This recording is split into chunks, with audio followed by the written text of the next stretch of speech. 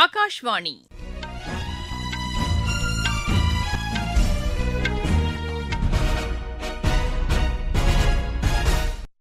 செய்திகள் வாசிப்பவர் சுமித்ரா ரத்னம். தலைப்புச் செய்திகள்: சிறு குறு மற்றும் நடுத்தர தொழில்துறை நாட்டின் பொருளாதாரத்திற்கு குறிப்பிடத்தக்க பங்களிப்பை வழங்கி வருவதாக பிரதமர் திரு நரேந்திர மோடி தெரிவித்துள்ளார். இயற்கை பேரிடர்களின் போது நவீன தொழில்நுட்பங்களை பயன்படுத்தியதன் மூலம் உயிர்ச்சேதம் பெருமளவு தவிர்க்கப்பட்டதாக பாதுகாப்புத்துறை அமைச்சர் திரு ராஜ்நாத் சிங் கூறியுள்ளார். அனைத்து மாநில மற்றும் யூனியன் பிரதேச தலைமை தேர்தல் அதிகாரிகளின் 2 நாள் மாநாடு புதுதில்லியில் இன்று தொடங்கியது. இலங்கை சிறையிலிருந்து விடுவிக்கப்பட்ட 14 தமிழக மீனவர்கள் விமானம் மூலம் இன்று சென்னை வந்தடைந்தனர். ஆர்லியன்ஸ் மாஸ்டர்ஸ் பேட்மிண்டன் போட்டி பிரான்சில் இன்று தொடங்குகிறது. இனி விரிவான செய்திகள். சிறு குறு மற்றும் நடுத்தர தொழில்துறை நாட்டின் பொருளாதாரத்திற்கு குறிப்பிடத்தக்க பங்களிப்பை வழங்கி வருவதாக பிரதமர் திரு நரேந்திர மோடி தெரிவித்துள்ளார். இத்தொழில்துறையினருடன் இன்று தாம் பங்கேற்கும் பட்ஜெட்டுக்கு பிந்தைய இணையவழி கருத்தரங்கு குறித்து அவர் வெளியிட்டுள்ள சமூக வலைதள பதிவில், சிறு குறு நடுத்தர தொழில்துறை புதிய கண்டுபிடிப்புகள் மற்றும் வளர்ச்சிக்கு ஊக்கமளிப்பதாக உள்ளது என்று குறிப்பிட்டுள்ளார். உற்பத்தி மற்றும் ஏற்றுமதிக்கான வளர்ச்சி எந்திரமாகவும் இத்தொழில்துறை திகழ்வதாக அவர் தெரிவித்துள்ளார். அணுசக்தி திட்டங்கள், முதலீடு மற்றும் தொழில் தொடங்குவதை எளிதாக்குவதற்கான சீர்திருத்தங்கள் குறித்தும் பிரதமர் உரையாற்றவுள்ளார். இயற்கை பேரிடர்களின் போது மீட்புப் பணிகளில் நவீன தொழில்நுட்பங்களை பயன்படுத்தியதன் மூலம் உயிர்ச்சேதம் பெருமளவு தவிர்க்கப்பட்டதாக பாதுகாப்புத்துறை அமைச்சர் திரு ராஜ்நாத் சிங் கூறியுள்ளார். புதுதில்லியில் நடைபெற்ற உள்நாட்டு பாதுகாப்பில் அதிநவீன தொழில்நுட்ப பயன்பாடு குறித்த கருத்தரங்கில் பேசிய அவர், பாதுகாப்பு ஆராய்ச்சி மற்றும் மேம்பாட்டு நிறுவனத்தால் உருவாக்கப்பட்ட ட்ரோன்கள், கண்காணிப்பு சாதனங்கள் மற்றும் சிறிய ரக ஆயுதங்கள் உள்நாட்டு பாதுகாப்பிற்கு பயன்படுத்தப்பட்டு வருவதை சுட்டிக்காட்டினார். எனவே நவீன தொழில்நுட்பங்களின் பயன்பாட்டை மேலும் முன்னெடுத்துச் செல்வது குறித்து இக்கருத்தரங்கில் ஆக்கப்பூர்வ கருத்துக்களை தெரிவிக்குமாறும் திரு ராஜ்நாத் சிங் கேட்டுக் கொண்டார். தேசிய பாதுகாப்பு தினத்தையொட்டி பாதுகாப்பு படையினருக்கு மத்திய சாலை போக்குவரத்துத்துறை அமைச்சர் திரு நிதின் கட்கரி வாழ்த்து தெரிவித்துள்ளார். இதுகுறித்து அவர் வெளியிட்டுள்ள சமூக வலைதள பதிவில், நாட்டின் பாதுகாப்புக்காக விழிப்புடன் பணியாற்றி வரும் துணிச்சல் மிக்க வீரர்களின் பங்களிப்பு அளப்பரியது என்று குறிப்பிட்டுள்ளார்.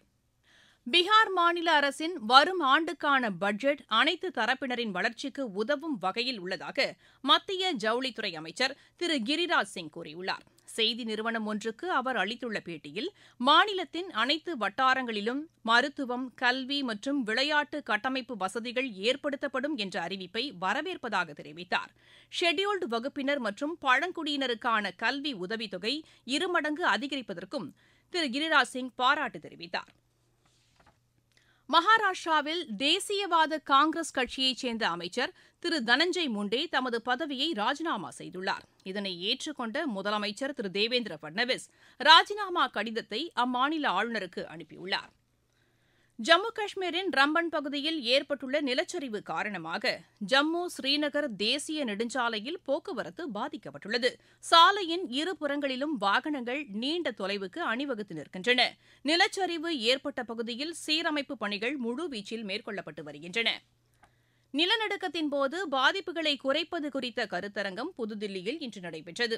தேசிய பேரிடர் மேலாண்மை நிறுவனமும் தேசிய பேரிடர் மேலாண் ஆணையமும் இணைந்து நடத்திய இக்கருத்தரங்கில் நிலநடுக்கத்தை எதிர்கொள்வதற்கான ஆயத்த நிலையை மேம்படுத்துவது குறித்து விவாதிக்கப்பட்டதாக எமது செய்தியாளர் தெரிவிக்கிறார். நீங்கள் கேட்டுக்கொண்டிருப்பது ஆகாஷ்வாணியின் செய்தி அறிக்கை.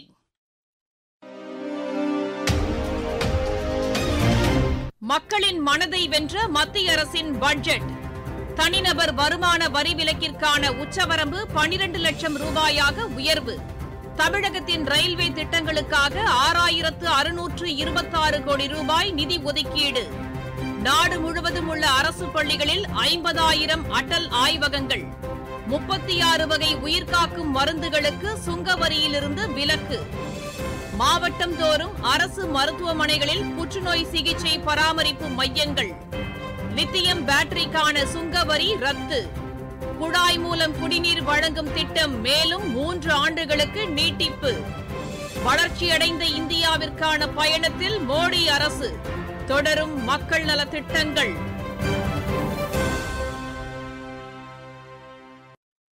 ஆஸ்திரியா கென்யா நாட்டின் பிரதமராக பதவியேற்றுள்ள திரு கிறிஸ்டியன் ஸ்டாக்கருக்கு பிரதமர் திரு நரேந்திர மோடி வாழ்த்து தெரிவித்துள்ளார். இது தொடர்பாக அவர் வெளியிட்டுள்ள சமூக வலைதள பதிவில், இந்தியா ஆஸ்திரியா இடையிலான இருதரப்பு ஒத்துழைப்பு வரும் காலங்களில் மேலும் வலுப்பெறும் என்று நம்பிக்கை தெரிவித்துள்ளார். இரு நாடுகளும் பல்வேறு துறைகளில் இணைந்து செயல்பட்டு ஆக்கப்பூர்வமான நடவடிக்கைகளை முன்னெடுத்துச் செல்வோம் என்றும் திரு நரேந்திர மோடி கூறியுள்ளார். அனைத்து மாநில மற்றும் யூனியன் பிரதேச தலைமை தேர்தல் அதிகாரிகளின் 2 நாள் மாநாடு புதுதில்லியில் இன்று தொடங்கியது. தலைமை தேர்தல் ஆணையர் திரு கியானேஷ்குமார் தலைமையில் நடைபெறும் இம்மாநாட்டில் தேர்தல் ஆணையர்கள் திரு சுக்பீர் சிங் சந்து, திரு விவேக் ஜோஷி ஆகியோரும் பங்கேற்றுள்ளனர். இம்மாநாட்டில் முதல் முறையாக ஒவ்வொரு மாநில மற்றும் யூனியன் பிரதேசத்திலிருந்தும் தலா ஒரு மாவட்ட தேர்தல் அதிகாரி மற்றும் வாக்காளர் பதிவு அதிகாரிகளும் கலந்து கொண்டுள்ளனர். இலங்கை சிறையிலிருந்து விடுவிக்கப்பட்ட 14 தமிழக மீனவர்கள் விமானம் மூலம் இன்று சென்னை வந்தடைந்தனர். எல்லை தாண்டி மீன் பிடித்ததாக கைது செய்யப்பட்டு சிறையில் அடைக்கப்பட்டிருந்த மீனவர்கள் மத்திய அரசு மேற்கொண்ட நடவடிக்கைகள் காரணமாக தாயகம் திரும்பியதாகவும் பின்னர் அவர்களது சொந்த ஊரான ராமேஸ்வரத்திற்கு அனுப்பி வைக்கப்பட்டதாகவும் எமது செய்தியாளர் தெரிவிக்கிறார். ஐயா வைகுண்டரின் 193வது அவதார தினத்தையொட்டி முதலமைச்சர் திரு மு க ஸ்டாலின் வாழ்த்து தெரிவித்துள்ளார். அவர் வெளியிட்டுள்ள சமூக வலைதள பதிவில், ஆதிக்க நெறிகளுக்கும் சாதிய கொடுமைகளுக்கு எதிராகவும் சமத்துவத்தை நிலைநாட்டவும் போராடிய அன்பின் திருவுருவம் ஐயா வைகுண்டர் என்று புகழாரம் சூட்டியுள்ளார். ஐயா வைகுண்டரின் போதனைகளை பின்பற்றி மனித நேயம் காப்போம் என்றும் முதலமைச்சர் தெரிவித்துள்ளார். பிஜேபி மாநில தலைவர் திரு அண்ணாமலை வெளியிட்டுள்ள செய்தியில், மக்களிடம் சமத்துவம், சமூக நீதி, தர்மம் போன்ற அறநெறிகளை வளர்த்தவர் ஐயா வைகுண்டர் என்று தெரிவித்துள்ளார். மக்கள் ஆரோக்கியத்துடன் வாழ மத்திய அரசு பல்வேறு நடவடிக்கைகளை மேற்கொண்டு வருகிறது. இதன் ஒரு பகுதியாக பிரதமரின் மக்கள் மருந்தகங்கள் மூலம் குறைந்த விலையில் தரமான மருந்து பொருட்கள் கிடைப்பதாகவும் இது தங்களுக்கு பெருமளவு பயனுள்ளதாக இருப்பதாகவும் தமிழகத்தின் வேலூர் மாவட்டத்தைச் சேர்ந்த பயனாளி தெரிவித்தார். என்னோட பேரு சூர்யா, வேலூர் மாவட்டத்திலிருந்து பேசுறேன். நமது பாரத பிரதமர் நரேந்திர மோடி அவர்களுடைய மக்கள் மருந்தகத்துல இருந்து பேசுறேன். என்னோட வீட்டுல என்னோட அம்மா, தாத்தா, பாட்டிக்கு நான் ஒரு வருடமா நான் இங்க மருந்து வாங்கிட்டு இருக்கேன். அதுக்கு முன்னாடி பாத்தீங்கன்னா ஒருத்தருக்கும் 3000 ரூபான்ற இதுல ஆகும். இப்ப ஒரு வருஷமா ஒருத்தருக்கு 500 ரூபான்ற இதுலதான் ஆகுது. எவ்வளவு மருந்து வாங்கினாலும் மீதி இருக்கிற செலவு மத்த செலவுக்கு பயன்படுது. இதே மாதிரி நம்ம மக்கள் எல்லாருமே இது பயன்படுத்திக்கணும். இதுக்காக நம்ம பாரத பிரதமர் நரேந்திர மோடி அவர்களுக்கும் மக்கள் சார்பாகவும் என்னோட குடும்பத்தின் சார்பாகவும் நன்றி தெரிவித்துக் கொள்கிறேன்.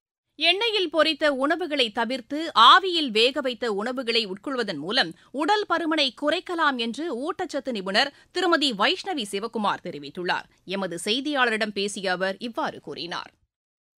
பொரித்த உணவுன்னு எடுத்துக்கும் போது நம்ம எண்ணெயை ரொம்ப ஹை ஃபிளேம்ல வச்சு பொரிச்சு எடுக்கும் போது எல்லா சத்துக்களும் வீணா போயிடும். அது மட்டும் இல்லாம எண்ணெய் மட்டும் தான் நமக்கு ஜாஸ்தி கேலரிஸ் கொடுக்கும், சத்துக்களும் அதுல இருக்காது. இதே நம்ம ஸ்டீம் பண்ணும்போது எந்த சத்துமே வெளியே போகாது, அந்த நியூட்ரியன்ஸ் எல்லாமே அப்படியே தான் இருக்கும். சோ அந்த அளவுக்கு நம்ம சத்து வீணாகாது. ஸ்டீமிங் வரும்போது தண்ணியில கொதிக்க வச்சு தண்ணியை வடிகட்டுற ஒரு வேலையும் கிடையாது. நம்ம அந்த ஆவிலேயே ஆவிலேயே நம்ம வெஜிடபிள்ஸ் என்ன வெஜிடபிள்ஸ் போடுறோமோ அந்த ஆவிலேயே நம்ம சாப்பிடுறதுதாங்கிறதுனால அதுல எந்த ஒரு நியூட்ரியன்ஸும் லாஸ் ஆகாது. சோ அதனால ஆவியில வேக வச்சு சாப்பிடுறது ரொம்ப சிறந்த ஒரு விஷயம்.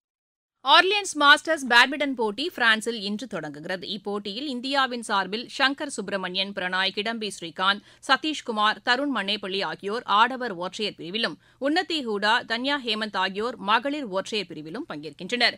எகிப்தில் நடைபெற்று வரும் சர்வதேச டென்னிஸ் போட்டியின் தகுதிச் சுற்று ஆட்டத்தில் இந்தியாவின் ஆரியன் லக்ஷ்மணன் 3வது சுற்றுக்கு முன்னேறியுள்ளார்.